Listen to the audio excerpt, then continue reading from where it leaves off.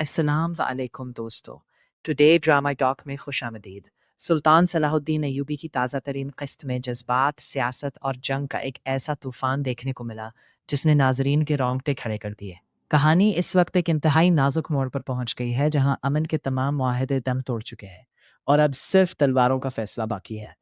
قسط کا آغاز ایک انتہائی دردناک منظر سے ہوتا ہے جہاں قافلے کی تباہی اور پیاروں کی شہادت کی خبر سلطان تک پہنچتی ہے۔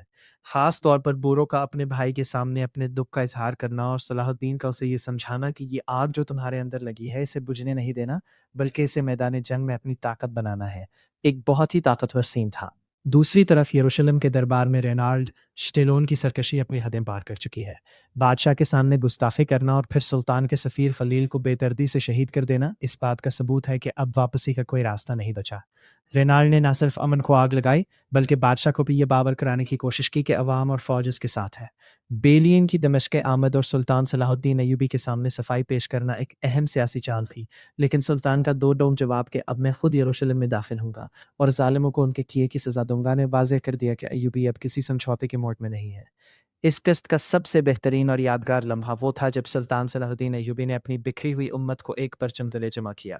وہ لمحہ جب دشمن یہ سمجھ رہا تھا کہ سلطان تنہا ہے، لیکن میدان جنگ میں حلب، موصل، دمشق اور قاہرہ کے لشکروں کو ایک ساتھ دیکھ کر صلیبیوں کے چہرے اتر گئے۔ سلطان کا وہ ولولہ انگیز خطاب جس میں انہوں نے قومیت اور زبان کے فرق کو مٹا کر صرف ایک کلمے کی بنیاد پر سب کو متحد کیا، اس نے ناظرین کے دل جیت لیے۔ اب میدان سج چکا ہے، ایک طرف صلیبیوں کا غرور ہے اور دوسری طرف حق کی خاطر لڑنے والے مجاہدین۔ کیا سلطان صلاح الدین ایوبی حطیم کے اس تاریخی میدان میں رینالڈ کے غرور کو خاک میں ملا پائیں گے؟ اور کیا یروشلم کی فتح کا خواب اب حقیقت بننے والا ہے؟ آپ کو کیا لگتا ہے، کیا رینالڈ کو اس کے انجام تک پہنچانے کا وقت آ گیا ہے؟